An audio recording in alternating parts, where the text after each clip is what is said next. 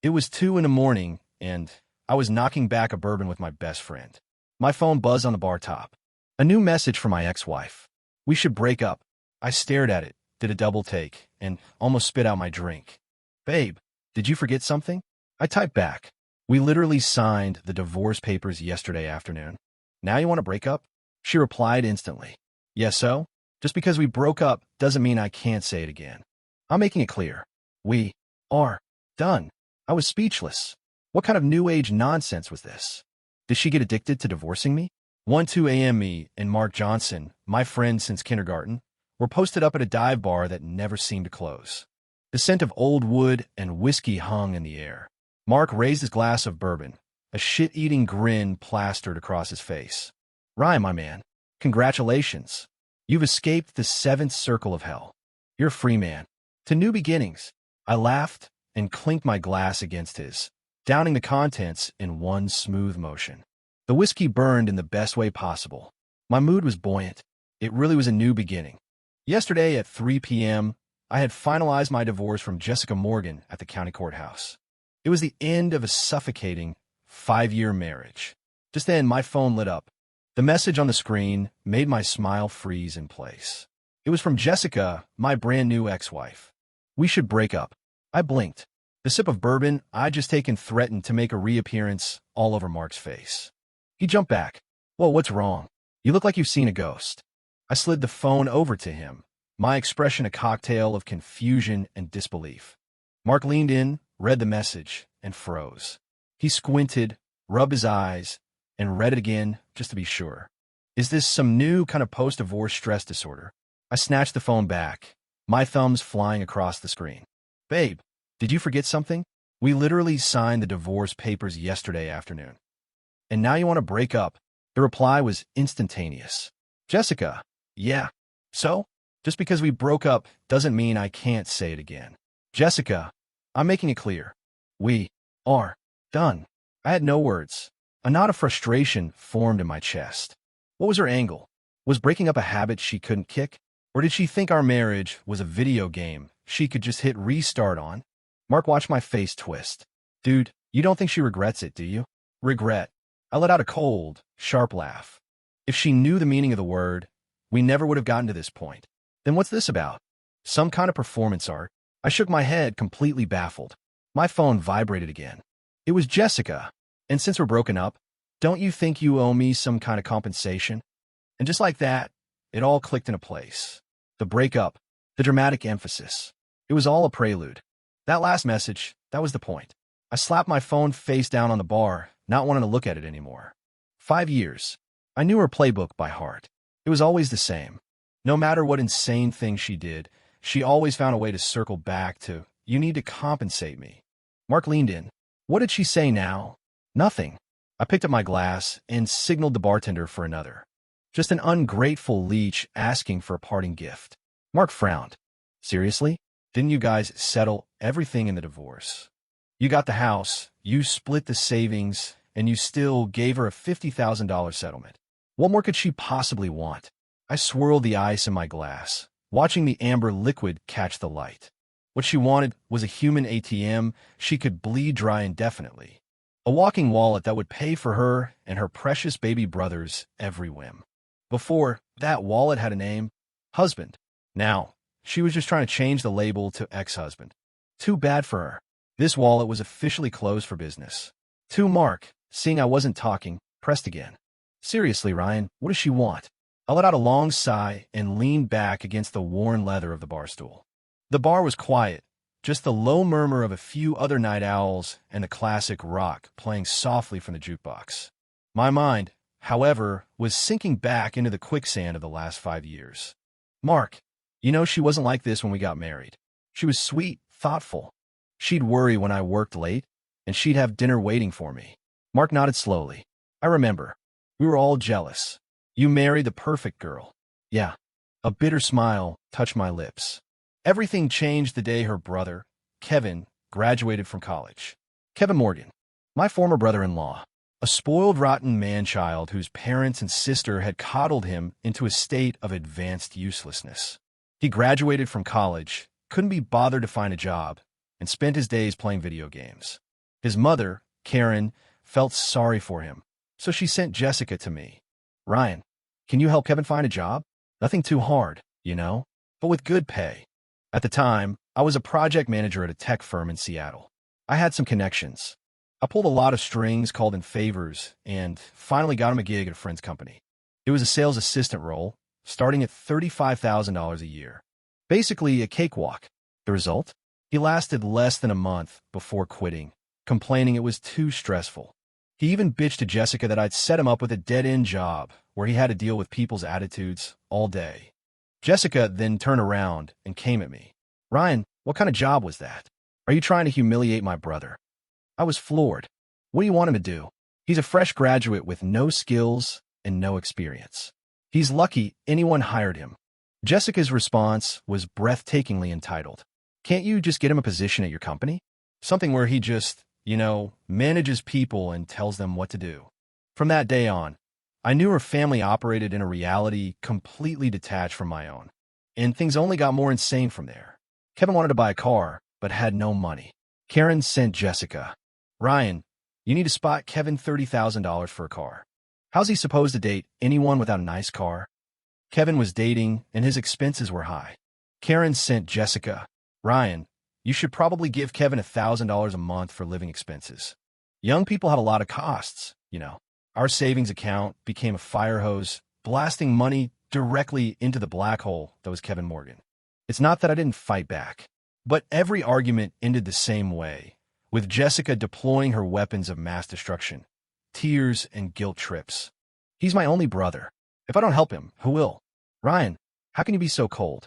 Aren't we a family? Do you not love me anymore? Eventually, I just got tired. I went numb.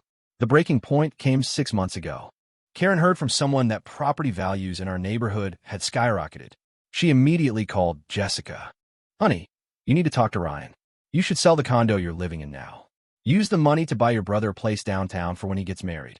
You two can just rent for a couple of years. You'll buy another place when you have more money. When I heard this proposal, I was shaking with rage. That condo, my parents had put down most of the down payment. I had just finished paying off a 10-year mortgage. It was my home. For the first time, I didn't yell at Jessica. I just looked at her calmly. And you? Is that what you think, too? Her eyes darted away, unable to meet mine. Well, my mom is just trying to help my brother. Besides, aren't we all family? We should help each other, right? In that moment, whatever was left of my love for her died. I finished telling Mark the story and drained my glass, the ice clinking against my teeth. Tell me, Mark, I said, my voice low. Could you live like that? Mark was silent for a long time. Then he reached over and clapped me hard on the shoulder. Buddy, you did the right thing. That woman is a walking disaster, a bottomless pit of family baggage. Anyone who gets involved with that mess is doomed. You should have left years ago. I nodded. Yeah, I should have. Just then, the silence of the bar was shattered by the obnoxious ringing of my phone. On the screen, the name Jessica flashed like a demon summons. The ringtone was as sharp as a fire alarm, painfully loud in the quiet bar. Mark glanced at the screen and scowled. She's relentless. Don't answer it, man. There's nothing left to say. I stared at the pulsing name, my expression hardening. In the past, every time her name appeared on my phone, a wave of anxiety would wash over me. I knew that on the other end of the line was another demand, another black hole that needed filling. But not anymore. I picked up the phone and swiped to answer. Hello. My voice was calm, devoid of any emotion. On the other end, Jessica's voice was laced with its usual entitled, commanding tone. Ryan, what is your problem? Why didn't you answer my text? I replied flatly, didn't see it. Didn't see it? Don't give me that crap. I'm asking you, have you figured out how much compensation you're going to give me for the breakup? She was practically shouting, as if volume equaled authority. I almost laughed out loud. Jessica, we got a divorce. We didn't break up. The settlement agreement we both signed spells out everything, black and white. The extra 50 grand I gave you was a courtesy, not an obligation. What other compensation could you possibly want? There was a brief silence on her end, as if my logic had short-circuited her brain. Then she came back with even more righteous indignation. I don't care. I was with you for 5 years. I gave you the best years of my life. My brother's phone just broke. You can start by buying him the new top-of-the-line iPhone. Then we'll call it even. Her words were so absurd, I could barely process them. We were divorced, and she was still, without a hint of irony, demanding I buy her brother a phone. In her universe, was I just permanently on the hook for her family's expenses? Jessica, I said, cutting her off. Listen to me, and listen carefully. First, we are divorced. Legally, we are strangers. Second, your brother's broken phone is your problem, your mother's problem, or his own damn problem. It is not my problem. Third, do not ever call me again with these ridiculous demands. I won't agree to a single thing. My tone was as cold and hard as steel. Jessica was stunned into silence. She had probably never imagined that easygoing Ryan would ever speak to her like this. Ryan, you dare talk to me like that? Her voice turned shrill. What's gotten into you? I'm telling you, you will buy my brother that phone. If you don't, you'll what? I shot back with a cold smirk. Take me to court? Show up at my office and cause a scene? Save it, Jessica. Your threats don't work on me anymore. I put up with your crap because I thought of you as my wife, because I wanted to keep our family together. Now, you're nothing to me. Without giving her a chance to respond, I hung up.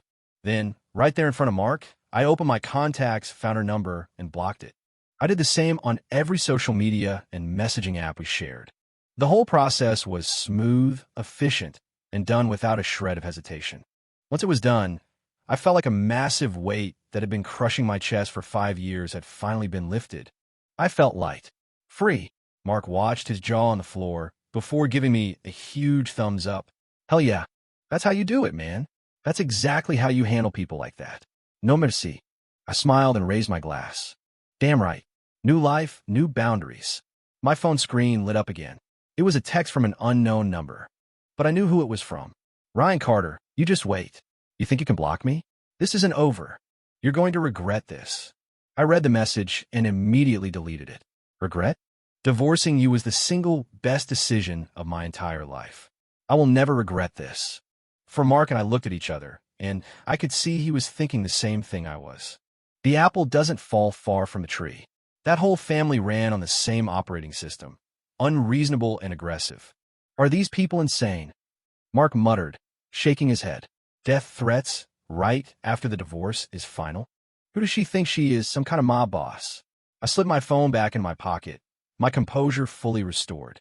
A corner dog will bite. A desperate person will say anything. She's not desperate, I corrected, shaking my head as I refilled Mark's glass from the bottle on the bar. She's conditioned. Mark looked confused. Conditioned? Yeah, conditioned. I repeated, staring into my drink. For the last 5 years, anytime I pushed back on one of their unreasonable demands, she'd run the same playbook on me. First, the guilt trip. I didn't love her. I didn't see her family as my own. If that didn't work, she'd start crying about how I was hurting her feelings. And if the waterworks failed, the final step was threats. Threats to divorce me, threats to make my life a living hell, threats to ruin me. I let out a self-deprecating laugh. And like an idiot, I fell for it every time. I was scared of losing her, of losing the life we'd built. So I caved again and again. And every time I gave in, it just fueled their arrogance. It taught them that I was a pushover they could walk all over. It convinced them that no matter how insane their demands were, I would eventually give them what they wanted. Mark listened quietly, then drained his glass in one go, setting it down hard on the bar. Ryan, what's past is past. Forget about it. Things are different now. You're not that pushover anymore. I nodded, a cold resolve in my eyes. You're right. Things are different. I have nothing left to lose. Their ultimate weapon, the threat of divorce, I'm the one who used it. To me, they're nobody now. Their threats are like mosquitoes in the summer. Annoying, sure, but they can't actually hurt me. Mark looked at me and suddenly broke into a grin. Dude, you in this mode right now? It's badass. You've finally grown some fangs. I laughed too. Everyone has to grow up sometime. After getting played for 5 years, you're bound to learn a thing or two. We chatted for a while longer, talking about the future, about work, about anything other than my ex-wife. The mood lightened, as if Jessica's text had been nothing more than a bad joke. At 3:30 in the morning, we decided to call it a night. As I was putting on my jacket, my phone rang again. This time, it was an unknown landline number. The area code was from my hometown. A knot formed in my stomach. I had a bad feeling about this. My parents went to bed early. They would never call me at this hour. Who could it be? I answered the call, but said nothing. After a few seconds of silence, a shrill, venomous voice shot through the speaker. It was my former mother-in-law, Karen Morgan. "Ryan Carter, you ungrateful, worthless piece of trash," she shrieked the second the line connected. Her voice was so loud that Mark could hear every word. "Who do you think you are, blocking my Jessica? Do you have a death wish? I'm telling you, if you don't give me an explanation right now, this is not going to end well for you." I held the phone a few inches from my ear, waiting for her to run out of steam. When she finally paused to take a breath, I spoke in a perfectly level tone. "Ma'am, I think you might be mistaken about something. Jessica and I are divorced. I have no connection to your family anymore. And you have absolutely no right to call me at 3:30 in the morning and scream at me." My calmness seemed to enrage her even more. "Don't you give me that crap," she yelled. "So what if you're divorced? You think that gives you the right to bully my daughter? She was with you for 5 years. She gave you her youth. Now that you're successful, you think you could just kick her to the curb? Not on my watch." I took a deep breath, fighting down the anger. Arguing with this woman was pointless. "Just get to the point. What do you want?" Karen snorted. "What do I want? Don't play dumb with me. Jessica told me everything. Her brother's phone is broken, and you had the nerve to refuse to buy him a new one? And then you blocked her? Ryan, has your conscience been eaten by a dog?" Of course, it was always about her precious son. I felt an immense wave of exhaustion wash over me, followed by an equally immense wave of relief. Thank God I was out of that swamp. "I'll say this one last time," I said, my voice dropping to a dangerously low temperature. "Kevin's problems have absolutely nothing to do with me. I wouldn't buy him a new shoelace, let alone a new phone. I will not spend another dime on him. Do you understand?" Karen was clearly thrown by my ice-cold tone. She probably never imagined that her once-compliant son-in-law would ever speak to her this way. What did you just say?" Her voice was distorted with fury. "Say that again." I said. I enunciated each word with chilling clarity. "I will not spend one more cent on your family. Ryan Carter, you ungrateful monster." Karen launched into a tirade of insults. The verbal abuse was relentless, a torrent of filth about how her family must have been blind to let their daughter marry me, how I was nothing but a dog they had raised who was now biting the hand that fed it. I listened in silence, not interrupting. When she finally paused, panting with rage, I asked coolly, "Are you done?" She was taken aback. "If you're done, I'm hanging up." "You dare," she screamed. "Ryan, I'm warning you. You will buy Kevin that phone today. The new top-of-the-line iPhone, the one that costs $2,000. If you don't, I'll go to your office. I'll tell your boss and all your colleagues what a heartless scumbag you are. I'll go to your parents' house and make a scene. Let's see how you can show your face in public then." This was their nuclear option, the ultimate trump card. Make a scene, cause a fuss, threaten total social annihilation. In the past, this was what I feared most. I was terrified of her ruining my career, of her humiliating my parents and making them ashamed of me. But I wasn't afraid anymore. "Is that so?" I chuckled softly. "Well, I'll be waiting. Feel free to come by my office anytime. You know the address. And you're more than welcome to visit my parents. You know their address too. But let me give you a little piece of advice." My voice suddenly turned razor sharp. "This is a society with laws. If you dare to cause a disturbance at my place of work and disrupt business operations, I will call the police immediately. Not only will I likely get fired, but the company will sue you for damages.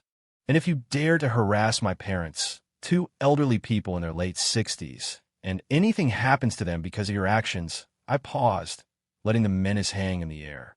"Karen, I promise you, you will pay a price you can't even begin to imagine." The other end of the line went completely silent. Karen was clearly stunned. She probably never expected me to turn her threats right back at her. After several seconds, she spoke, her voice laced with disbelief. "Are you threatening me?" "This isn't a threat," I said. "It's a statement of fact. I'm simply informing you that your old tactics no longer work on me. I'm not your son-in-law anymore. I have no obligation to tolerate your madness. From this day forward, our lives are parallel lines that will never cross again. So please, tell your daughter and your son to stay out of my life. Otherwise, you will face the consequences." I didn't give her another chance to speak. I ended the call. Then, I went into my phone settings and enabled the feature to block all calls from unknown numbers.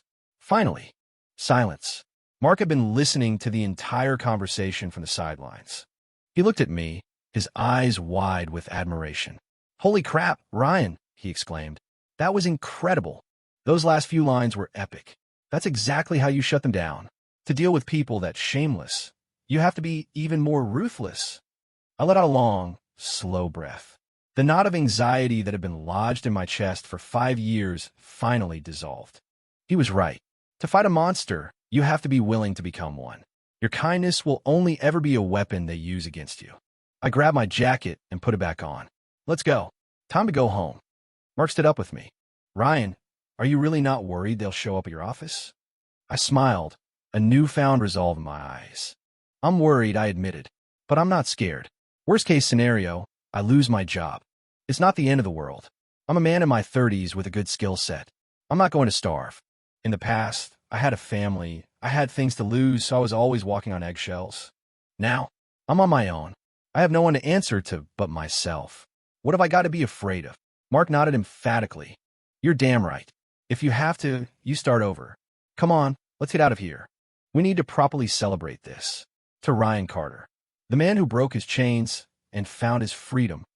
I glanced out the window at the dark sky. The first hints of dawn were beginning to break on the horizon. My new life was about to begin. The drive home was quiet. After the adrenaline of the phone call wore off, the reality of the situation began to set in. "Ryan, I know you talked a big game, but we should probably prepare for the worst," Mark said, his expression serious as he navigated the empty streets. "A woman like Karen is a lunatic. You humiliated her. She's going to be furious, and she's capable of anything. She might actually show up at your office tomorrow." I nodded, leaning back in the passenger seat and watching the streetlights blur past. I know, the person with nothing to lose always has the upper hand. Right now, that's her. I still have something to lose. My job was important to me. I've been at the company for 8 years, working my way up from a junior coder to a project manager. The pay was great, and I was genuinely passionate about the project I was leading. Losing my job because of Jessica and her family's drama would be a devastating blow. "So what's the plan?" Mark asked. "You can't just wait for her to show up." I thought for a moment, a clear strategy forming in my mind. "I'm not going to wait. I'm going to strike first." "Strike first?" Mark glanced at me, confused. "Exactly." I sat up straight, a glint in my eye. "It's a preemptive strike. I'm going to make it impossible for her to cause a scene, or at least ensure that if she does, it won't do me any real damage." Ow! Simple. I checked the time on my phone. 4 a.m. As soon as the office opens at 8, I'm going straight to my boss, Mr. Davis, and the head of HR. I'm going to tell them everything about my divorce from Jessica. Mark's eyes widened. "I get it. You're getting ahead of the story." "Precisely," I continued. "I'll tell them that I've just ended a very difficult 5-year marriage. I'll explain that my ex-wife's family has some serious character flaws. I'll be upfront and tell them that they might show up at the office to harass me or spread lies because I've refused to meet their unreasonable post-divorce demands. I'll ask for the company's understanding in this personal matter, and I'll promise them that I will not let it affect my work or the company's operations in any way. If they do show up, I'll ask that security intervene immediately and escort them out, and I'll call the police myself." Mark was nodding enthusiastically. "Ryan, that's brilliant. Absolutely brilliant. By doing that, you transform yourself from a passive potential wrongdoer into a proactive, responsible victim. So when Karen does show up, screaming and crying about what a heartless scumbag you are for abandoning her daughter, your boss and colleagues will already have the full picture. They'll just see a crazy woman validating everything you told them. They won't feel sorry for her. They'll feel sorry for you." I smiled. That's the idea. The corporate world values results and efficiency. As long as my performance is solid and I'm creating value for the company, they won't get too involved in my personal life, as long as it's not illegal or unethical. By being transparent, I'm showing that I'm a responsible adult. Mark slapped the steering wheel. "Perfect. That completely neutralizes Karen's main weapon.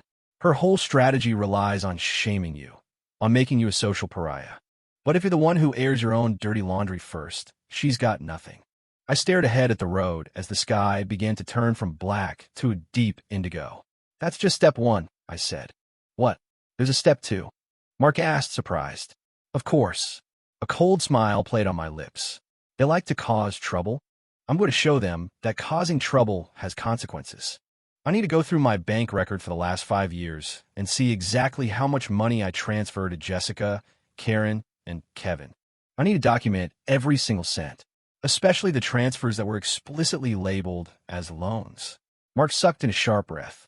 Ryan, what are you planning to do? Nothing complicated, I said, my eyes narrowing. I'm just going to get back what's rightfully mine. The divorce settlement covered our marital assets. But personal loans made during the marriage? That's a different story. When they were family, I let it slide. Now, we're strangers. And between strangers, debts must be paid. 7, the car idled in front of my apartment building. I didn't get out right away, and Mark didn't rush me. He cut the engine, and the car fell silent. We both knew that while the plan sounded good, executing it would be tough. Voluntarily confessing your messy personal life to your boss takes guts. It's like willingly tearing open your own wounds and showing them to the very people who control your career. Ryan, maybe you should think this through a little more, Mark said, his voice laced with concern. What if your boss doesn't get it? What if he just thinks you're a guy with a chaotic personal life who brings drama to the workplace? I shook my head, my gaze unwavering. Mark, there's no turning back now. You can't reason with crazy people. If I stay quiet and wait for Karen to show up, I'll be completely on the defensive. It'll be my word against hers, and it'll be a mess. But if I get out in front of it, I'm putting on a suit of armor. Most importantly, I'm showing the company my attitude. I'm a professional who can handle his personal issues without letting them affect his work. That attitude is more important than the issue itself. With that, I unbuckle my seatbelt. All right, I'm going to head up, take a shower, and change. You should go home and get some sleep. It's been a long night. Mark looked at me and nodded firmly. Okay, call me if you need anything. Anything at all. I will. I clapped him on the shoulder and got out of the car. 6 a.m. A hot shower washed away the last traces of fatigue. My closet felt strangely empty. Jessica had already cleared out her half. Good. One less thing for me to deal with. I picked out my sharpest white button-down shirt and a pair of dark slacks. Standing in front of the mirror, I meticulously tied my tie. The man in the reflection had dark circles under his eyes, but his gaze was sharp and focused. This was the real Ryan Carter, not the weary, middle-aged man who had been ground down by 5 years of domestic turmoil. At exactly 8 a.m., I walked into my office building. Many of my colleagues were just trickling in, looking sleepy. They seemed surprised to see me. Morning, Ryan. You're in early. I smiled and nodded. Morning. I bypassed my desk and went straight to the office of my director, Mr. Davis. He was a man in his late 40s, sharp, no nonsense, but fair. I knocked on his door. Come in. I entered and closed the door behind me. Mr. Davis was reading the morning paper and looked up, surprised to see me. Ryan, what's up? You're in bright and early. I walked to his desk. Mr. Davis, I'm sorry to bother you, but I need a moment of your time. I need to report something of a personal nature. Mr. Davis put down his paper, his expression turning serious. He gestured for me to sit. Go ahead. What's going on? I didn't hesitate or hold anything back. In the most concise, objective language possible, I laid out the entire situation. The divorce, my ex-wife's family's behavior, and the potential for them to cause a scene. I didn't embellish or play the victim. I simply stated the facts and the potential impact on the company. And that's pretty much the situation, I concluded. Mr. Davis, I want to apologize in advance for any trouble my personal life might cause the company. I assure you, it will not affect my work. I'm asking for the company's understanding, and if my ex-in-laws do show up, I hope security can handle it according to protocol. I will call the police immediately and will not allow the situation to escalate or disrupt the office. I finished and looked at Mr. Davis, waiting for his reaction. He was silent, his fingers tapping lightly on his desk as he studied me. The only sound in the office was the soft hum of the air conditioning. Every second felt like an eternity. Finally, he spoke. Ryan, how long have you been with the company? 8 years, sir. 8 years, he repeated, nodding. In those 8 years, you've gone from an intern to a project manager. I've seen your work ethic, your dedication. I know what kind of person you are. He stood up, walked around his desk, and placed a hand on my shoulder. Every family has its problems. The fact that you came to me with this proactively isn't causing me trouble. It's helping the company mitigate a potential risk. It shows me that you're a responsible and accountable employee. We hire people based on their skills and character, not their family drama.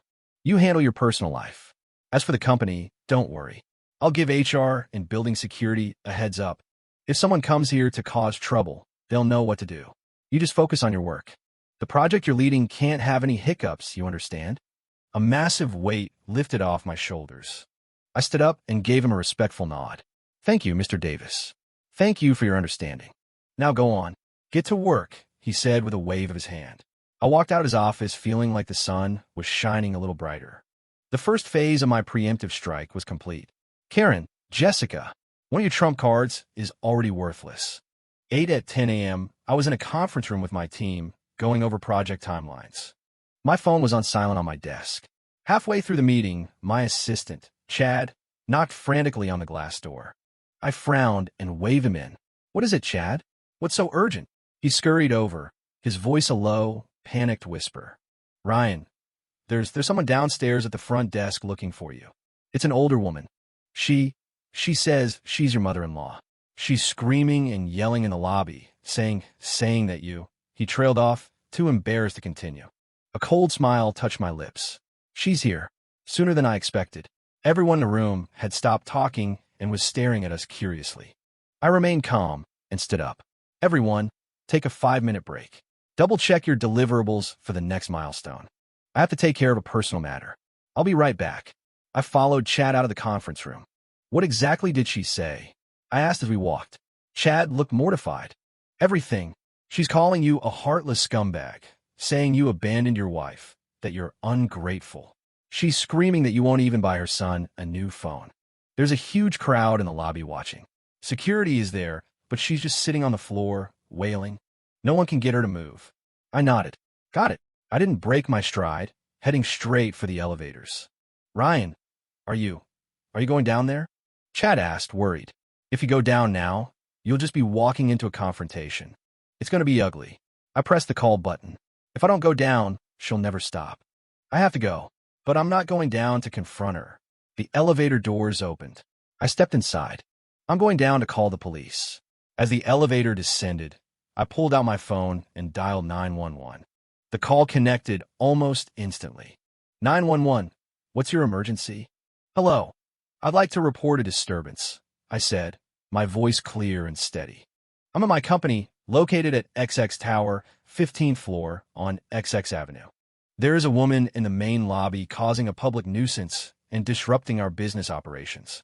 She's falsely claiming to be my ex-mother-in-law and is publicly slandering me. I need police assistance immediately. The dispatcher took my information. Okay, sir. We've received your report. A unit is being dispatched to your location now. I hung up just as the elevator doors opened on the ground floor. The scene in the lobby was even more chaotic than I had imagined. Karen was sitting spread-eagled on the polished marble floor, slapping her thighs and crying hysterically. Her shrill wails echoed through the cavernous space. Is there no justice in this world? This ungrateful monster. My daughter gave him the best years of her life, and now that he's successful, he's thrown her away like trash. He won't even buy his own brother-in-law a new phone. Everyone, come and see. This is Ryan Carter, a project manager at this company, a modern-day scumbag. Her hair was a mess, her face streaked with tears and snot. She was putting on a truly theatrical performance. A crowd had formed a circle around her. Employees from my company, people from other offices, even some clients. They were all pointing and whispering. A few security guards stood helplessly nearby, unsure of what to do. They wanted to remove her, but were clearly afraid she'd claim they assaulted her. The head of HR, a woman named Sharon, was also there, her face a mask of fury. When I stepped out of the elevator, every head in the lobby swiveled in my direction. Karen saw me too. Her crying stopped abruptly, and she shot up from the floor like a predator spotting its prey. Ryan Carter, you monster. You finally decided to show your face. She lunged toward me, her hands like claws. The security guards immediately intercepted her. I stood my ground, not moving an inch. I looked at her, my eyes cold and empty. I felt no anger, no shame, only a profound sense of detachment. Karen, I said, my voice just loud enough for everyone to hear. I've already called the police. Your current behavior constitutes disturbing the peace and trespassing. If you continue this any longer, you will face legal consequences. Karen froze. She hadn't expected this. She especially hadn't expected me to actually call the cops. In her world, family drama, no matter how ugly, was meant to be handled behind closed doors. Bringing the police into it was the ultimate humiliation. She had always exploited my desire to save face, which is why she felt so emboldened. You called the police? She stammered, her bravado faltering. You're siding with strangers and calling the police on your own mother-in-law? Do you have any humanity left? I let out a cold laugh. First, you're not my mother-in-law. Second, I'm not siding with anyone.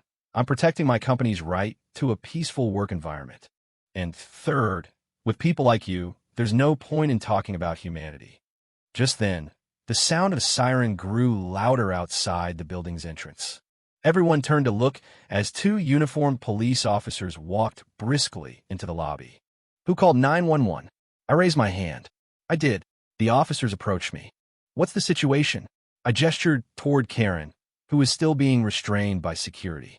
This woman, my former mother-in-law, is in my company's lobby, slandering my name and disturbing the peace. The officers turned to Karen, their expressions stern. Ma'am, you need to come with us down to the station to answer some questions. Karen completely panicked.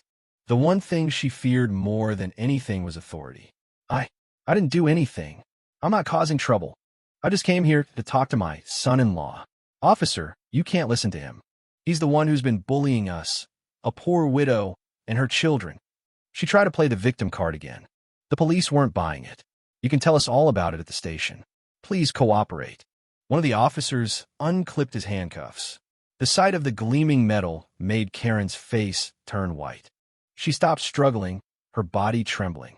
She shot me a pleading look, her eyes begging for help. I turned away, refusing to even look at her. You reap what you sow. In the end, Karen was escorted out of the building by the two officers, one on each arm. Her pathetic, defeated posture was a stark contrast to her earlier arrogance. The drama was finally over. The crowd in the lobby began to disperse. Sharon, the HR director, walked over to me and patted my shoulder. Well handled, Ryan. Composed and by the book. You represented the company well. I gave her a weary smile. Sharon, I'm sorry you had to deal with that. It's fine. Go on back to work, she said. As far as everyone is concerned, this incident is over. No one is to speak of it again. Her last sentence was directed at the few remaining colleagues who were still lingering. They all nodded in understanding.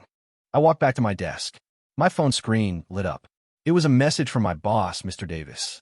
It contained only 2 words. Well done. I read the message and let out a long, slow breath. Karen, your most powerful weapon has just been disarmed. 9 giving my statement at the police station took over an hour. I recounted the events objectively, including the fact that Jessica and I were already divorced and the context behind Karen's outburst in my office. The officer took detailed notes. Karen was being questioned in a separate room. When I finished my statement and walked out, I saw Jessica and her brother Kevin rushing into the station. The moment Jessica saw me, her eyes turned red with fury. Ryan, what the hell do you think you're doing? You had my mother arrested. Are you out of your mind? She lunged at me, trying to grab my shirt collar. I stepped back, easily avoiding her. Jessica, you need to get your facts straight. Your mother came to my office to cause a scene. I didn't have her arrested. She broke the law, and the police brought her in. If you want to blame someone, blame her. Kevin, standing beside her, still had that same lazy, arrogant look on his face. Sis, why are you even wasting your breath on him? All this just because he wouldn't buy me a phone? He's making a big deal out of nothing. I looked at this overgrown child and found the whole situation darkly amusing. This family was completely incapable of self-reflection. In their minds, they were never the problem. Everyone else was. Ryan, I want you to go in there right now and tell the police this was all a misunderstanding. Get my mom out of here. Jessica demanded. Not happening, I said, shaking my head. She needs to face the consequences of her actions. Disturbing the peace and disrupting a business is a misdemeanor. At the very least, she'll get a fine and a warning. If she's lucky, she'll avoid jail time. She needs to learn her lesson. You, Jessica, was trembling with rage. Ryan, you're a monster. Don't our 5 years of marriage mean anything to you? Marriage? I laughed as if it were the funniest joke I'd ever heard. When your mother was sitting in my office lobby, calling me a scumbag in front of my colleagues, was she thinking about our marriage? When you were draining our savings account to buy your brother a car and a condo, were you thinking about our marriage? When your whole family treated me like a personal ATM, did any of you think about our marriage? Jessica, there was nothing left between us. It was just a transaction. My words hit her like a series of punches. The color drained from her face, and she was left speechless. I didn't wait for a response. I turned and walked out of the police station. The afternoon sun was bright, and I had a squint. I felt a sense of clarity I hadn't experienced in years. When I got home, I didn't rest. I went straight to my computer and logged into my online banking portal. It was time for phase 2. It was time to settle the old accounts. I was going to calculate every single drop of blood they had siphoned from me over the last 5 years. It was a massive undertaking. I pulled up all my bank statements, going back to the day we got married. I went through them, transaction by transaction, filtering and sorting. I created an Excel spreadsheet with several columns: date, amount, recipient, memo, and category. I divided the categories into 3 types: shared household expenses, gifts, and loans. I ignored the shared expenses like utilities, HOA fees, and mortgage payments. I also ignored the money I had explicitly given Jessica to buy purses or makeup, classifying those as gifts. What I was looking for were the funds I had given to her family, specifically the ones that were framed as loans. As I continued to sift through the data, the spreadsheet grew longer and longer. The total amount was staggering. June 2018, Kevin's graduation trip. Transfer to Jessica, $3,000 memo. Kevin needs. March 2019, Kevin's new gaming console. Transfer to Kevin, $1,200 memo for you. January 2020, Karen's sick relative. Transfer to Karen, $8,000 memo loan. August 2021, Kevin's car down payment. Transfer to Jessica, $25,000 memo car money. And on it went. Each transaction represented an argument, a capitulation on my part, and each capitulation had only fueled their greed for the next time. I even dug up my old text message history, finding a gold mine of evidence. Text from Jessica saying, "Honey, can you lend my brother 15 grand? He'll pay you back as soon as he gets a job." Text from Karen saying, "Ryan, dear, I'm a little short this month. Could you transfer me 5,000? I'll pay you back in a couple of months." I screenshotted every single one and saved them. It took me the entire afternoon, but I finally finished accounting for all 5 years. I stared at the final number at the bottom of the Excel sheet, the one calculated by the AutoSum function. My hand on the mouse was trembling slightly. $125,600. $125,600. And that didn't even include the countless smaller transfers of a few $100s here and there that I couldn't be bothered to tally. The explicitly documented loans alone amounted to over 125 grand. This was nearly half of my total income over the past few years. My hard-earned money, the result of countless hours of overtime and stress, had vanished into their bottomless pit. I leaned back in my chair and closed my eyes. My heart ached, but beneath the pain was a cold, simmering rage. I opened my eyes, all hesitation gone. I picked up my phone and found the number for the lawyer Mark had recommended. I dialed it. "Hello, is this Mr. Sterling? My name is Ryan Carter. I'm a friend of Mark Johnson's. I'd like to schedule a consultation regarding a personal loan dispute." "Yes, I have complete bank records and text message evidence. The total amount is around $125,000. I have only one goal. I want them to pay back every single cent with interest." 10 on the other end of the line, Mr. Sterling's voice was calm and confident. "Mr. Carter, a pleasure to speak with you. Mark gave me a brief overview of your situation. If the evidence you have is as solid as you say, then you have a very strong case." His words were like a balm to my frayed nerves, instantly calming me. "Mr. Sterling, I'd like to retain you to handle this matter." "Of course. Are you available to come to my office tomorrow morning? We should meet in person to discuss the details and sign the retainer agreement. I'll need to see all the original evidence you've compiled." "Yes, absolutely. I wrote down the address and time. After we hung up, I organized all my digital evidence, the Excel spreadsheet, the screenshots of bank transfers, the text message conversations, into a single folder, encrypted it, and sent it to Mr. Sterling's office email. When I was done, I felt completely drained, but I knew this was a necessary step. To truly sever my ties with the past, I needed the sharpest blade I could find, and the law was the sharpest blade there was. The next morning at 9 o'clock, I was at Mr. Sterling's law firm. It was located in a sleek downtown skyscraper, the kind of place that exuded professionalism and power. Mr. Sterling himself was younger than I expected, probably in his early 40s, with sharp eyes behind a pair of wire-rimmed glasses and an air of unshakable confidence. He led me into a conference room.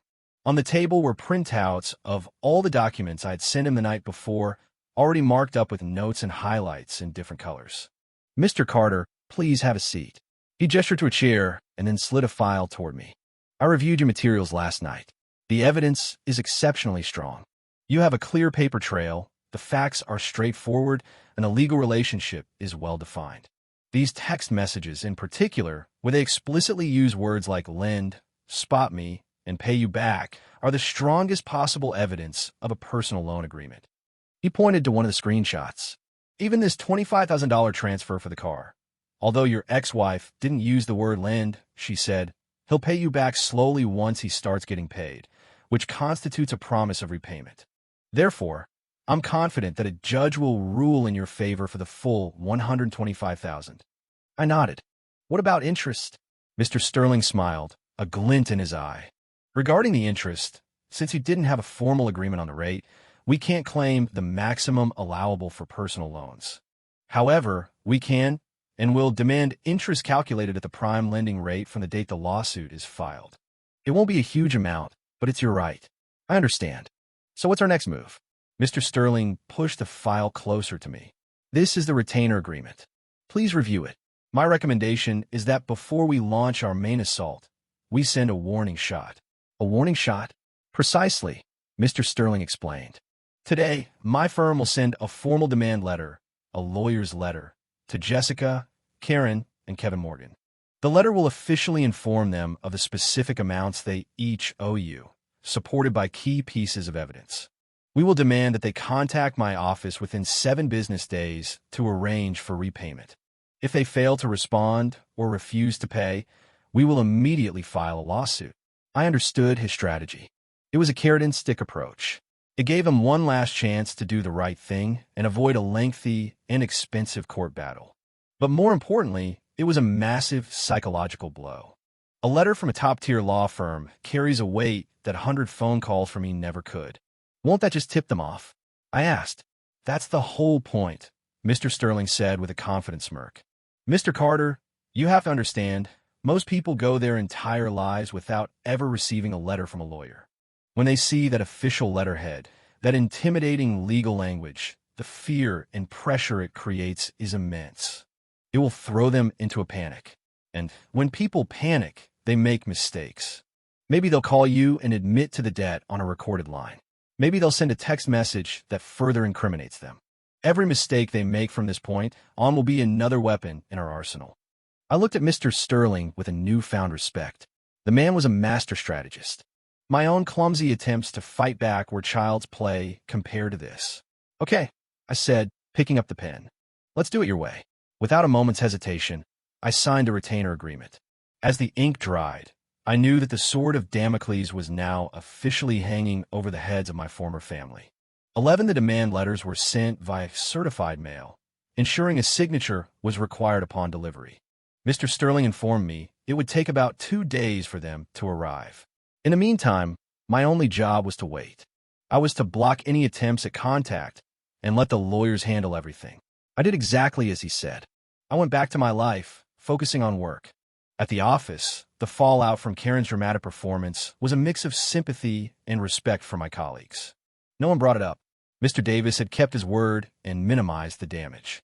I threw myself into my project, trying to put the impending legal battle out of my mind. I was the calm surface of a deep lake, but I knew a storm was brewing in the depths. On the 3rd day, I was in my office reviewing project reports when Mr. Sterling called. "Mr. Carter," he said, his voice crisp. The tracking information confirms that all 3 letters were signed for and delivered this morning. My heart skipped a beat. Okay, I understand. Now, we wait for their reaction, Mr. Sterling said. Remember, no matter how they try to contact you, do not engage. Understood. After hanging up, I looked out my office window at the sprawling city below and let out a long breath. The clock had started ticking. Jessica, Karen, Kevin. I wonder what their faces looked like at that very moment. Meanwhile, in a modest suburban house across town, the atmosphere was thick with tension. Karen Morgan held a letter in her hand, which was shaking so violently it looked like a leaf in a hurricane. The law firm's name on the envelope seemed to burn her eyes. A lawyer's letter. What is this? She whispered, her face pale. Jessica and Kevin sat on the couch, each holding an identical envelope. They had already torn theirs open. The words inside felt like hammer blows to their chests. Ryan, he's going to sue us? Kevin's voice was filled with disbelief. For what? For owing him money? When did I ever borrow money from him? He bought me a phone, help with my car. That's what a brother-in-law is supposed to do. How's that a loan? He jumped to his feet, his face a mask of outrage. Jessica was silent. She was staring at the number on her letter, a number that seemed to sear itself into her brain. $45,000. The letter meticulously detailed how, during her marriage, she had borrowed a total of $45,000 from Ryan. Attached were copies of the bank transfers. Every single one was accounted for. She felt a wave of dizziness. She had never imagined Ryan would keep such detailed records. She had always assumed that money was a gift, a natural part of their shared marital finances. How had it suddenly become her personal debt? That ungrateful, backstabbing monster. Karen finally snapped, slamming her hand on the table and letting out a string of curses. He's trying to ruin us. How dare he, after everything our Jessica did for him? 5 years of her life. She supported him, cared for him, and now that he's successful, he not only dumps her, but he comes back demanding money? What kind of sick person does that? She was so furious, she grabbed a glass from the coffee table, ready to smash it against the wall. Mom, calm down. Jessica finally spoke, her voice hoarse. She knew that screaming and breaking things wouldn't solve anything. That letter, with its cold, hard facts, was like a death warrant nailed to their door. It says we have 7 days to contact his lawyer to arrange for repayment, she read. If we don't, he's going to file a lawsuit. Kevin scoffed. So let him sue. Who's afraid of him? It's not like the court is going to just take his side. He says we owe him money. So what? Exactly. Karen latched onto her son's bravado. We don't admit to anything. Not a single penny. Let him sue. I'd like to see if the judge sides with a heartless scumbag like him or with us, his victims. Jessica looked at her mother and brother, a profound sense of hopelessness washing over her. They didn't grasp the severity of the situation. They still thought they could bully and bluff their way out of this, just like they always had. But the lawyer's letter was cold, impersonal, and backed by undeniable evidence. She knew Ryan wasn't bluffing this time. He was playing for keeps. This was a scorched-earth campaign. He didn't just want to win. He wanted to annihilate them. She pulled out her phone, her fingers trembling as she unblocked Ryan's number. She dialed.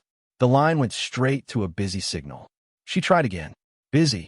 She used Kevin's phone, then Karen's. The result was the same. Ryan had blocked them all. A wave of panic, cold and overwhelming, crashed over her.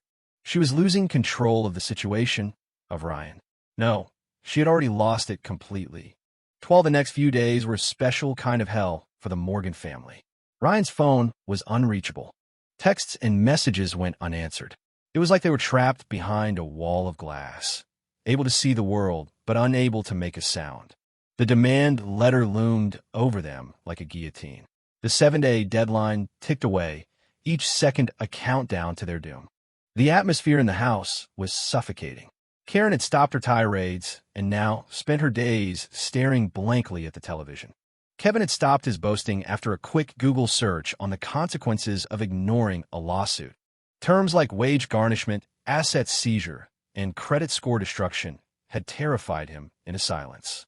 For the first time, he realized that his former brother-in-law was not just making empty threats. If he was officially labeled a deadbeat by the courts, his life of leisure would be over. No more loans, no more credit cards, maybe even no more travel. Only Jessica was still scrambling for a solution. She refused to give up. She knew the key to solving this still lay with Ryan. If she could just see him, just talk to him, she was confident she could make it back down. After 5 years of marriage, she knew his weaknesses. He was a sentimental man, a soft touch. He cared about his reputation. If she just humbled herself, cried a little, brought up the good times, he would surely break.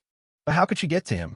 Causing a scene at his office had already proven to be a disastrous strategy. Staking out his apartment? She had tried that, waiting a full day and night without even a glimpse of him. It was as if Ryan had vanished off the face of the earth. Just as she was about to despair, she remembered one place. One place Ryan would always go. His parents' house. Every weekend. Without fail, Ryan would visit his parents for dinner. It was a tradition he had maintained for years. Even though they were divorced now, Ryan was a devoted son. He wouldn't break that routine. Tomorrow was Saturday. An idea began to take root in Jessica's mind, growing with wild abandon. Yes, his parents. Ryan might ignore her, but he would never ignore his parents. If she could just get them on her side, get them to say a few good words for her, Ryan would have to listen. Jessica clung to this idea like a drowning woman to a life raft. She immediately shared her plan with Karen and Kevin. Tomorrow morning, we'll go to Ryan's parents' house. We're going to beg them for help. Mom, you have to be on your best behavior. Tell them we know we were wrong. Kevin, you be charming. Say all the right things. If we could just get them to feel sorry for us, we might have a chance. Karen's vacant eyes lit up with a flicker of hope. Yes, yes. His parents. They're good, simple people. Soft-hearted. I'll beg them. I'll get on my knees if I have to.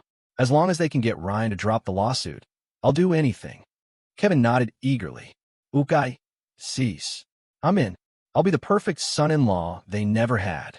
I'll make them tea, give them shoulder rubs, whatever it takes. The family, united once again by a common goal, began to plot and strategize. They decided what expensive gifts to buy, what to say, who would do the crying, and who would do the apologizing. It never once occurred to them that their plan was just another form of harassment.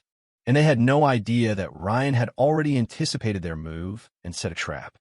Saturday, 9 a.m. The sun was shining as I drove down the highway with my parents, heading to a resort in the countryside. Soft music played on the radio. My mom was chatting happily about her garden, and my dad was enjoying the scenery. After the divorce, my parents were the first people I told. They couldn't blame me. They just sighed and said, "It's for the best. You deserve to be happy." I had also warned them that Jessica's family might try to contact them. I told them that if they showed up, they were not to engage. Just lock the door and call me or the police. My parents were sensible people. They understood. To avoid any potential drama, we had decided to get out of town for the weekend. A little trip to the countryside for some hot springs and good food. A chance to get away from all the ugliness. My phone buzzed. It was a text from Mr. Sterling. "Mr. Carter, the 7-day deadline expired at 9 a.m. this morning. The opposing party has not contacted our office.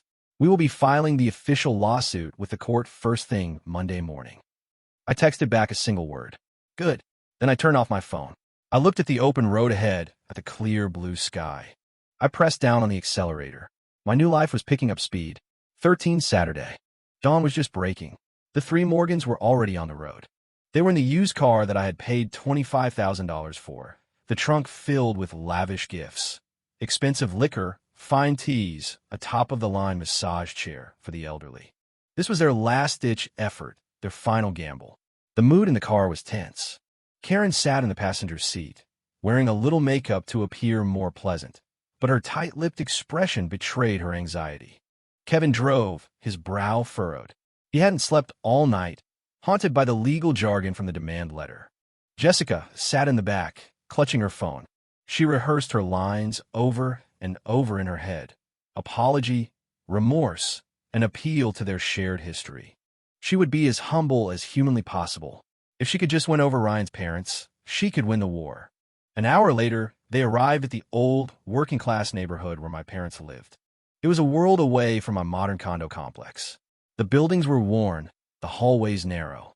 They got out of the car, looking completely out of place with their expensive gifts, drawing stares from the elderly residents out for their morning walks. Jessica kept her head down, feeling the weight of their gazes. She remembered coming here as Ryan's proud wife, greeted with friendly smiles. Now she felt like a beggar, pathetic and ashamed. Finally, they reached the familiar green security door of apartment 301. Jessica took a deep breath, forced a piteous smile onto her face, and knocked. Knock, knock, knock. No answer. Her heart sank. She knocked again, harder this time. Still nothing. What's going on? Are they not home? Kevin asked impatiently. They should be, Jessica muttered, frowning. Karen lost her patience. She dropped the gifts and started pounding on the door. Hello, it's Karen. Jessica is here to see you. Open up. Her shrill voice echoed through the hallway, causing doors to open and neighbors to peek out. Jessica's face flushed with humiliation. Just then, the door of the apartment opposite them creaked open. An elderly woman with white hair, Mrs. Gable, peered out. She had known me since I was a child and was close with my parents. She saw the Morgans, and her expression shifted from curiosity to a guarded understanding. Oh, it's you, Jessica, she said, her tone lukewarm. You can stop knocking. The Carters aren't home. Jessica forced a smile. Mrs. Gable, hi. Where did they go? I tried calling, but their phones are off. Mrs. Gable looked them up and down, her eyes lingering on the pile of gifts on the floor. She pursed her lips. They went on a little trip. A trip? Jessica was stunned. Where? How should I know? Mrs. Gable said, leaning against her doorframe. That boy of theirs, Ryan, he's such a good son. Picked them up before the sun was even up this morning. Said he was taking them to a spa resort in the mountains for the weekend. To relax, you know. It's so rare to see a young man so devoted to his parents these days. Every word was like a punch to Jessica's gut. Ryan took his parents to a spa. He knew they were coming. He had anticipated their every move. He hadn't just hidden himself. He had hidden his parents, too. He had set them up for this public humiliation. A chilling realization washed over her. She had lost. She had lost this game completely. Ryan was no longer the man she could manipulate. He had become a wolf, cold, calculating, and vengeful. And her family was the prey, their last desperate struggles easily thwarted. Kevin and Karen heard Mrs. Gable's words, and their faces fell. Their last hope had vanished. The three of them stood there, like clowns in a tragic play, holding a pile of useless gifts in front of an empty apartment, under the scornful gaze of the entire neighborhood. Their last straw had just broken. 14 leaving my parents' neighborhood. The three of them were like defeated soldiers, shoulders slumped in utter dejection. The atmosphere in the car was 100 times heavier than on the way there, a toxic mix of despair, rage, and humiliation. When they got home, Karen finally exploded. She hurled the gifts to the floor. A $1,000 bottle of scotch shattered, the smell of alcohol and failure filling the air. That bastard! That goddamn monster! She shrieked, pacing the living room like a caged animal. He's trying to kill us. He knew we were coming. He was toying with us. And you, she whirled on Jessica, her eyes red with fury. How could I have raised such a useless daughter? You couldn't even hold on to your man. Now look, he's rich and successful, and he's thrown us all away. And he's suing us. For what? For money. What did I do to deserve this? Jessica collapsed onto the sofa, her face as white as a sheet. She wanted to scream too, but she knew it was pointless. Ryan's heart had turned to stone. All their old tricks were now just a pathetic joke to him. Kevin sat nearby, running his hands through his hair in frustration. Mom, sis, stop fighting. What's the point? In a couple of days, we're going to get served with court papers. I'm not going to be some deadbeat with ruined credit. His words were like a bucket of cold water on Karen. She stopped screaming, her body starting to tremble. The court, a place where her tantrums and tears meant nothing. A place where only evidence mattered. So what do we do? Karen's voice broke into a sob. We don't have that kind of money. $125,000. We'd have to sell the house, and even that wouldn't be enough. The room fell silent again, the air thick with despair. Just then, a strange light flickered in Kevin's eyes. He slapped his thigh. I've got it. Jessica and Karen both looked at him. What is it? Kevin's face was alight with a manic excitement. We can't play by his rules anymore. He wants to use the law. Fine. We'll use public opinion. Public opinion? Jessica asked, confused. Yes. The court of public opinion. Kevin was pacing now, practically vibrating with energy. This is the internet age. On the internet, whoever shouts the loudest wins. We'll expose him. We'll tell our story to the whole world. Let every single person online see what a two-faced, hypocritical scumbag Ryan Carter really is. The idea struck Jessica and Karen like a bolt of lightning. Expose him online? Is that a good idea? Karen hesitated. We shouldn't air our dirty laundry in public. Mom, this is not the time to worry about that. Kevin exclaimed. He's about to take everything from us. What do we have left to lose? Besides, this isn't our dirty laundry. We're the victims. We're the underdogs. If we write our story to be sad and pathetic enough, everyone online will be on our side. Millions of people will be calling for his head. They'll dig up all his information. They'll harass him. They'll destroy his reputation. He cares so much about his image. Let's see how he likes being the most hated man on the internet. Kevin's words were seductive. Karen's eyes began to gleam. She couldn't beat him in a fight, but maybe she could beat him in a war of words. She couldn't find him in person, but the internet could. Jessica's heart began to pound. She knew the idea was crazy, even despicable, but it felt like their only way out. Muddy the waters. Drown Ryan in a sea of public outrage. Use the pressure of the mob to force him to back down. It was the desperate act of a cornered animal. Okay, Jessica said, her voice steely, a hard glint in her eye. Let's do it. Kevin, tell us what to do. Seeing them on board, Kevin's spirit soared. He pulled out his phone. First, we write a masterpiece. A viral post. Sis, you're the best writer. You'll write it. We'll start from when you two were college sweethearts. Write about how you supported him for 5 years while he went from a broke nobody to a successful manager. Write about how you did everything for him, cooked, cleaned, cared for his parents. Then, write about how he dumped you as soon as he made it big because you were getting older. The key is to paint him as an ungrateful, heartless monster who abandoned his loyal wife. And don't forget to mention how he's been terrorizing us since the divorce. How he had his own mother-in-law arrested just because she asked him to buy her son a phone. And how he completely fabricated a $100,000 debt to try and sue us into oblivion. Make it emotional, make them cry. Post some old photos of you two being happy together, for contrast. I've even got the perfect title, he declared. I supported my husband from his first paycheck to his 6-figure salary. Now he's suing me and my sick mother to leave us homeless. Jessica listened, her body trembling with a dark excitement. It was vicious. It was poisonous. And she loved it. Ryan, she whispered to herself, you brought this on yourself. You didn't want to let me live, so I'm going to make sure you can never live this down. She opened her laptop, her hands hovering over the keyboard. She was ready to weave a web of lies so intricate and devastating that it would destroy Ryan Carter completely. 15 The Tell-All post, written by Jessica with creative input from Kevin and Karen, was completed quickly. It was a masterpiece of emotional manipulation, thousands of words long, painting Jessica as a devoted, long-suffering victim and me as a soulless, ungrateful monster. In her version of events, she twisted every fact. My refusal to sell our home to buy her brother a condo became Ryan kicking my family out of our lives. The money I'd given them for the car was now my life savings that Ryan borrowed and never paid back. My calling the police on Karen became, for a minor disagreement, my ex-husband used his connections to have my elderly mother thrown in jail. As for the $125,600 debt, she dismissed it as a complete fabrication, a malicious lie designed to destroy me and my family.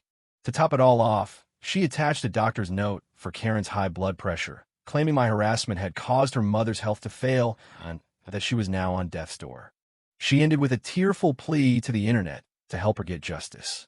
For added effect, she included a gallery of photos, a sweet, innocent picture of us in college, a joyful shot from our wedding, a recent selfie of her with red-rimmed, tear-filled eyes, and a picture of Karen lying in bed, looking pale and frail.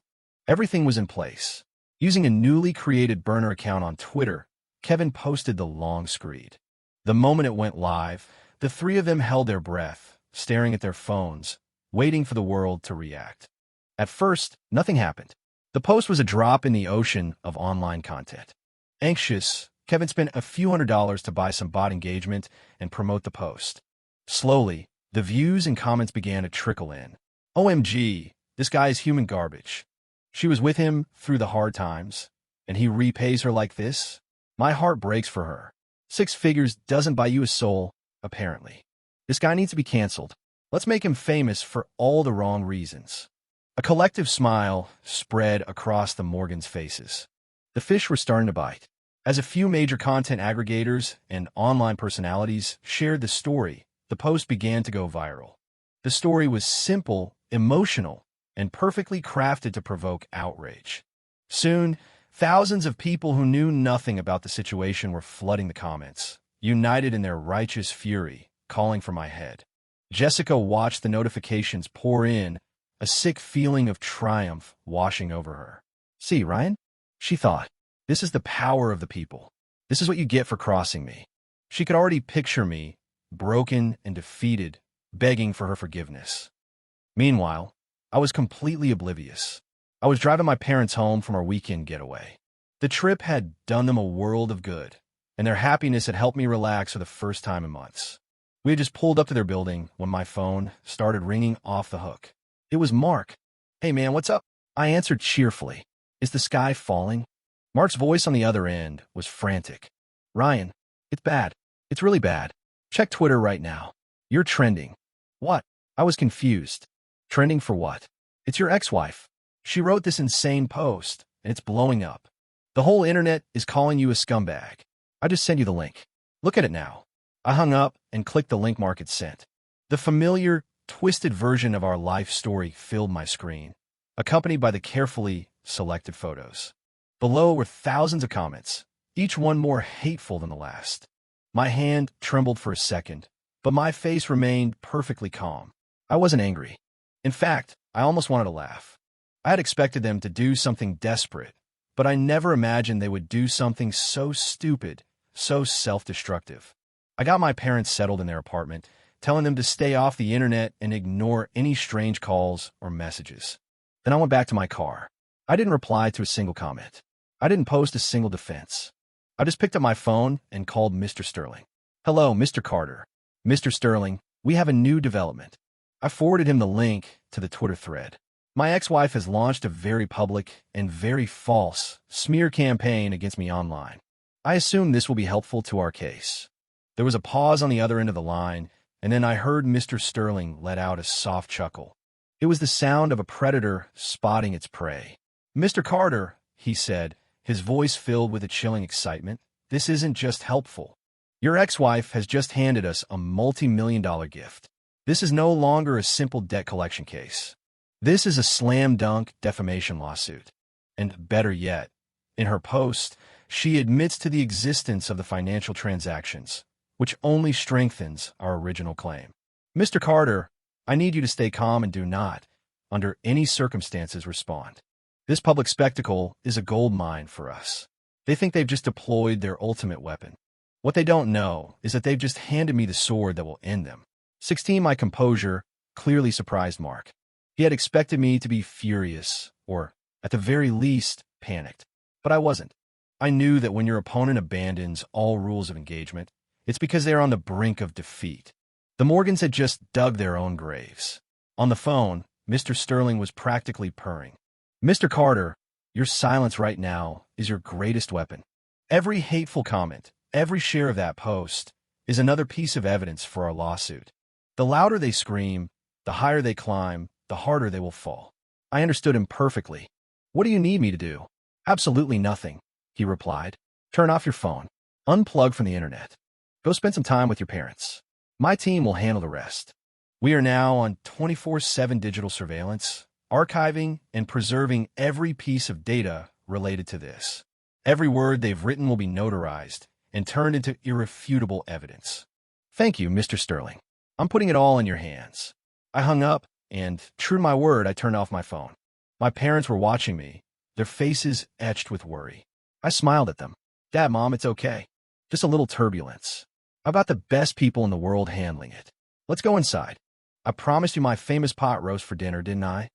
Seeing my calm demeanor, my parents relaxed a little.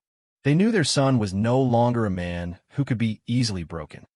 Meanwhile, at the downtown offices of Sterling and Associates, a different kind of battle was underway. Mr. Sterling's office was a whirlwind of focused activity. His team of 5 elite lawyers and paralegals was operating with military precision. Lee, you're on Twitter. I want every account with over 5,000 followers that shared the post logged and researched. Wong, you take TikTok and Instagram. Archive every video that uses this story. Davis, get the notary on the line. We need to start notarizing the web pages immediately to ensure they're admissible in court. Miller, I want you to draft an amended complaint. In addition to the debt recovery, we're adding charges of defamation and intentional infliction of emotional distress.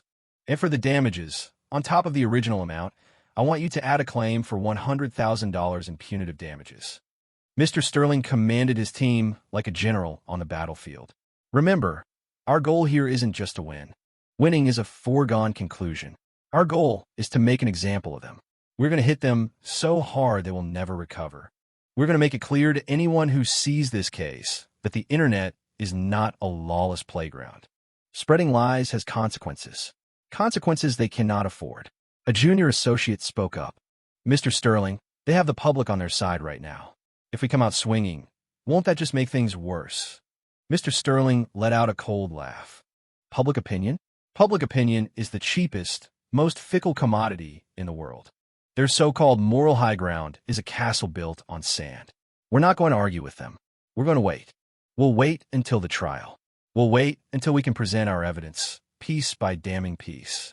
And when the judge's verdict comes down, their sandcastle will crumble. And all those people who are currently sending death threats to our client will turn on the very victims they once championed. That is the nature of the mob. He stood and walked to the floor-to-ceiling window, looking out at the city below. They think they're playing chess, but they don't even see the board.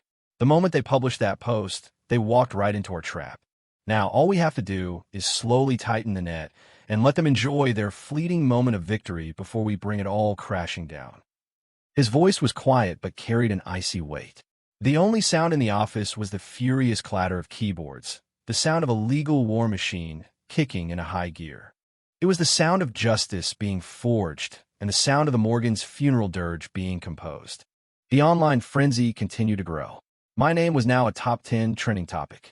Armchair judges from across the country were trying and convicting me in the court of public opinion. They had no idea that a real, legally binding net was closing in around them, waiting patiently for the perfect moment to spring shut. 17 Jessica had never felt so powerful. With a single post, she had become the center of the online universe.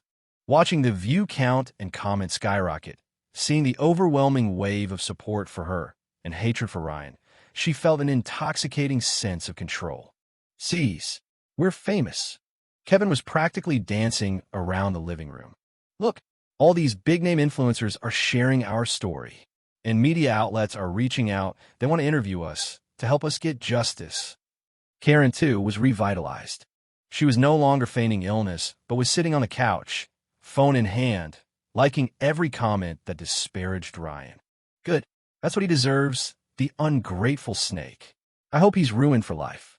The family was drunk on their phantom victory, ignoring the few dissenting voices that questioned their story, dismissing them as Ryan's paid trolls. Sis, do you think Ryan is hiding a corner somewhere, crying his eyes out? Kevin asked gleefully. Jessica took a sip of tea, a smug smile on her face. He's probably regretting everything right now. I give it 2 days tops before he comes crawling back, begging us to take the post down. Well, we're not going to make it easy for him. Karen chimed in. He wants us to delete it? Fine. But first, he has to agree to our terms. 1, he drops the lawsuit. 2, he pays us $200,000 for emotional distress. And 3, he has to post a video apology admitting to the world what a scumbag he is. Kevin's eyes lit up. 200 grand. With that, I could get a new sports car. The 3 of them began to fantasize about how they would spend their imaginary settlement, completely forgetting that they were the ones being sued. In their minds, they had already won. Public opinion had trumped the law. Suddenly, the doorbell rang. They looked at each other. Who could that be? Karen asked. Kevin peered through the peephole. It's someone in a uniform. Looks like a delivery guy. He opened the door to find a stern-faced man in the official uniform of the county court, holding a large manila envelope bearing the court's official seal. "I'm looking for Ms. Jessica Morgan, Ms. Karen Morgan, and Mr. Kevin Morgan," the man said, his voice flat and impersonal. The smiles vanished from their faces. A sense of dread washed over them. I am Jessica Morgan, Jessica stammered. The process server nodded and handed them 3 identical sets of documents. "You've been served. This is an official summons and complaint from the Superior Court of King County. The plaintiff is Ryan Carter. Please sign here to acknowledge receipt." A court summons? They were supposed to be getting a desperate phone call from Ryan, not a legal document from the government. Kevin's first instinct was to slam the door. "We're not signing anything. You got the wrong people." The process server's eyes narrowed. He blocked the door with his foot. "Refusal to accept service does not invalidate it. I am legally documenting this refusal. The summons contains the date and location of your court appearance.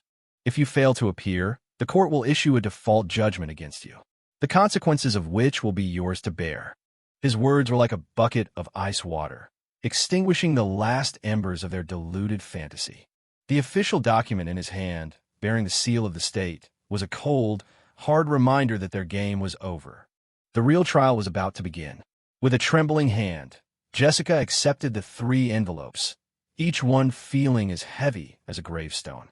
Their imaginary victory had just crumbled into dust. 18, the living room was deathly quiet, the silence punctuated only by the sound of ragged breathing. The 3 court summonses lay on the coffee table, their official seals like 3 accusatory eyes, staring them down. Kevin had collapsed onto the sofa, the arrogant swagger completely gone, his face a ghostly white. How could he?" muttered. "After all that, after everyone online took our side, how could he still sue us?" Karen was trembling, speechless. She picked up one of the complaints, but the dense legal text swam before her eyes, a vortex of incomprehensible, terrifying words. Only Jessica forced herself to remain somewhat composed. She picked up her copy and read through it, her hands shaking. "Plaintiff, Ryan Carter Counsel, David Sterling, Sterling and Associates Defendants, Jessica Morgan, Karen Morgan, Kevin Morgan causes of action, breach of oral contract, repayment of loans judgment against Jessica Morgan in the amount of $45,000. Breach of oral contract, repayment of loans judgment against Karen Morgan in the amount of $35,600. Breach of oral contract, repayment of loans judgment against Kevin Morgan in the amount of $45,000. Defamation and libel. An order for the immediate removal of all defamatory content from all online platforms. Public retraction and apology.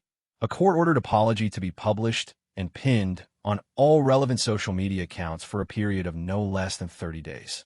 Punitive damages for malicious and willful damage to the plaintiff's reputation in the amount of $100,000. Legal fees. All court costs and attorney's fees to be paid by the defendants. Each demand was a hammer blow to Jessica's heart. When she saw the final amount for punitive damages, the room spun, and she almost fainted. $100,000. The irony was sickening. They had fantasized about extorting money from Ryan, and now he was demanding a 6-figure sum from them. Ryan hadn't been scared off by the online mob. He had used it. He had turned their weapon against them, transforming their lies into the foundation for a massive defamation suit. The web of deceit they had so carefully woven had become their own hangman's noose. "He's insane. He's completely insane." The papers slipped from Jessica's fingers and fluttered to the floor. "He wants to destroy us." She finally broke down, sobbing uncontrollably. "We don't have that kind of money. We'll lose everything." Karen joined in, wailing. "What have we done to deserve this? He's not a man, he's a demon. He has no heart." Kevin, however, snapped. The fear and humiliation curdled into a desperate rage. He snatched the papers from the table and ripped them to shreds. "Stop crying," he roared. "So he's suing us. Big deal. We have no money. What are they going to do? Throw us in jail? Fine. I'd rather go to jail than give that bastard a single penny." He was like a cornered animal, making one last, futile snarl. The word jail sent a shiver down Jessica's spine. How had her life come to this? She wouldn't accept it. She jumped up and grabbed her purse. I'm going to find him. I'm going to find Ryan. I don't believe he can be this cruel. I'm going to look him in the eye and ask him if he has a soul. She ran to the door, a woman possessed. But just as her hand touched the doorknob, her phone rang. It was an unknown number. She answered it. A polite, yet impossibly cold voice spoke on the other end. Ms. Jessica Morgan? This is David Sterling, counsel for Mr. Ryan Carter. I'm calling to inform you that my client will no longer be having any direct contact with you. From this point on, all communication regarding this case must go through your legal counsel or my office. Any further attempts to harass my client will result in our filing for a restraining order. He hung up before she could reply. Jessica stood frozen, the phone still pressed to her ear. The last of her strength drained away. Every path was blocked. Every escape route was cut off. There was nowhere left to run. 19, the day of the trial arrived. The courtroom was a solemn, intimidating space, all dark wood and high ceilings, with the state seal hanging ominously behind the judge's bench. The gallery was mostly empty, save for a few lawyers from my company's legal department and Mark, who had taken the day off to support me. I sat at the plaintiff's table, dressed in a well-tailored suit, feeling calm and composed. Beside me, Mr. Sterling was the picture of confidence, his files and exhibits arranged in neat, orderly stacks. At precisely 9 a.m., the judge entered. As the defendants were led to their table, a small murmur went through the room. Jessica, Karen, and Kevin looked like ghosts. Jessica was pale and drawn, her expensive dress doing nothing to hide the terror in her eyes. Karen looked as if she had aged a decade, her previous belligerence replaced by a cowed fear. Kevin just stared at the floor. Their lawyer was a young, nervous-looking man who was clearly out of his depth. The trial began. Mr. Sterling rose to his feet. Your Honor, we will begin by presenting evidence for the first matter of this case, the existence of a clear and undisputed debt. He presented his first exhibit. Exhibit a complete record of all bank and digital payment transfers from my client to the defendants, totaling $125,600. Please note the memos on many of these transfers, as well as the accompanying text messages, which have been notarized, in which the defendants explicitly acknowledged the funds as loans and promised repayment. The evidence was displayed on the large screens in the courtroom. The undeniable proof of the transactions and the promises to pay you back left Jessica visibly trembling. Mr. Sterling continued, relentless. Exhibit B. A certified audio recording of a phone call between my client and the defendant, Karen Morgan, in which she explicitly asked to borrow $8,000 and promises to pay it back in a couple of months. The recording has been forensically verified. Karen's face went ashen. She had no idea Ryan had recorded her. The defendant's lawyer offered a weak rebuttal, claiming the money was a gift between family members. Mr. Sterling dismantled his argument with surgical precision. Does a gift typically come with a recorded promise of repayment? And if this was simply a matter of shared marital assets, why were the vast majority of the funds transferred to the defendants Karen and Kevin Morgan, to whom my client had no legal financial obligation?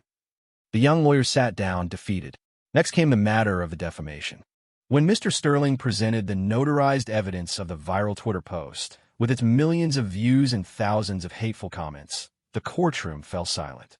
Your Honor, allow me to read a few excerpts from the defendant's post, Mr. Sterling said, his voice dripping with contempt. The post claims, my ex-husband used his connections to have my elderly mother thrown in jail. The truth, as evidenced by the official police report and body cam footage, is that the defendant, Karen Morgan, was arrested for trespassing and disturbing the peace at my client's place of business. The post claims he fabricated a $100,000 debt to destroy us. The truth, as evidenced by the bank records we have just presented, is that the debt is very real. The post claims my mother is now on death's door because of his harassment. The truth, as evidenced by the defendant Karen Morgan's social media data, obtained via subpoena, is that on the day this post was made, she was actively liking and commenting on posts that slander my client. Each lie was systematically exposed and annihilated by an irrefutable piece of evidence. No, that's not true. You're lying. Karen suddenly shrieked, jumping to her feet. He's the monster. He's the one who destroyed our family. Order. The judge boomed, slamming his gavel. The defendant will be silent, or she will be held in contempt of court. Karen was forced back in her seat by a bailiff, sobbing. Jessica looked on, her face a mask of utter despair. She knew it was over. In his closing statement, Mr. Sterling was magnificent. The defendants in this case did not just refuse to pay a debt. They attempted to weaponize public opinion, to use lies and deceit to escape their legal obligations. This is not just an attack on my client. It is an attack on the very principles of our justice system. We ask the court to send a clear message. The internet is not a shield for liars and deadbeats. We ask that you find in favor of the plaintiff on all counts. We ask that you show those who would manipulate the truth for their own selfish gain that while justice may be slow, it is also inevitable. I looked at the three broken people at the defendant's table. I felt no joy, no triumph, only a quiet, profound sense of closure. It was finally coming to an end. The trial was over. Due to the high-profile nature of the case, the judge announced that a verdict would be delivered at a later date. Outside the courthouse, Mark slapped me on the back. "Ryan, that was incredible. Sterling is a freaking shark. He didn't just beat them. He publicly dissected them. It was beautiful to watch." I smiled, a real, genuine smile. I felt lighter than I had in years. 2 weeks later, Mr. Sterling called. "Mr. Carter, the verdict is in. We won. On every single count." I was quiet for a moment, then said, "Thank you, Mr. Sterling, for everything." The judgment was a clean sweep. The Morgans were ordered to repay the full $125,600 with interest. They were ordered to post a court-approved public apology on Twitter and pin it to their profiles for 30 days. And they were ordered to pay me $100,000 in punitive damages, plus all court and legal fees. All told, they were on the hook for nearly $250,000. They ignored the verdict. They didn't pay, and they didn't apologize. They tried to hide to wait it out. But the law has a long memory and an even longer arm. Mr. Sterling immediately filed for an enforcement of the judgment. What followed was swift and brutal. The Morgans' bank accounts were frozen and drained. Kevin's car was seized and auctioned off. But the real blow came when the court put a lien on their house and scheduled it for a public auction. The news that she was about to lose her home finally broke Karen.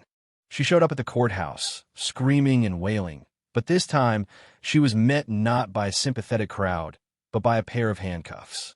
For assaulting a bailiff and obstructing justice, she was sentenced to 15 days in jail. Jessica and Kevin were officially entered into the public record as judgment debtors, their credit scores obliterated, their names forever tarnished. Jessica was fired from her job. Kevin was now, for all intents and purposes, a financial ghost, unable to get a loan, a credit card, or even a lease on an apartment. Finally, broken and defeated, Jessica posted the apology. In it, she admitted to fabricating the entire story. The internet, as Mr. Sterling had predicted, turned on her with a viciousness that was terrifying to behold. The same people who had championed her as a victim now reveled in her downfall.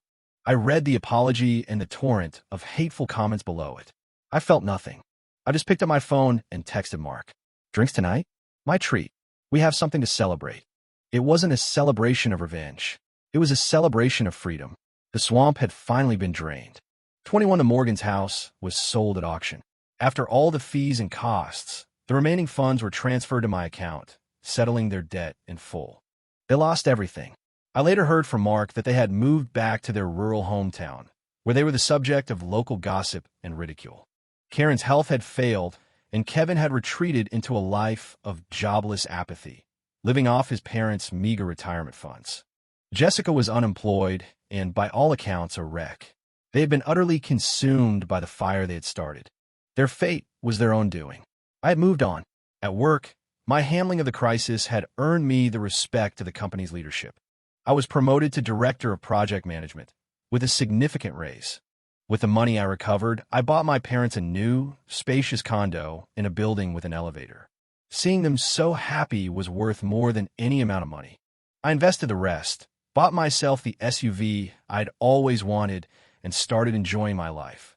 I spent my weekends hiking with Mark, visiting my parents, and rediscovering the simple joy of a life free from chaos and greed. I was finally living for myself. A year later, my company had a team-building retreat in California. One sunny afternoon, I was browsing in a small, seaside bookstore when a soft voice beside me asked, "Excuse me, could you possibly reach that book on the top shelf for me?" I turned to see a young woman in a yellow sundress, smiling apologetically. Her eyes were bright, her smile warm and genuine. I recognized her as Chloe, one of the new designers from the marketing department. I smiled back and easily retrieved the book for her. "Here you go." "Thank you, Mr. Carter," she said, her smile widening. The sunlight streaming through the window seemed to set her aglow. In that moment, for the first time in a very long time, I felt a spark of something new, something hopeful. Back in Seattle, life returned to normal with one small change. Occasionally, I would find a hot coffee or a small pastry on my desk, accompanied by a sticky note with a little smiley face drawn on it. The signature was always the same, Chloe. Looking at that simple, happy drawing, I couldn't help but smile back. The long, stormy winter of my life was finally over. A new spring was beginning. Driving home that evening, an old song came on the radio. "There's a blue sky waiting tomorrow, shining down on me." I hummed along, feeling the truth in those words. Life will always have its storms, but if you're brave enough to walk through them, on the other side, you will always find the sun.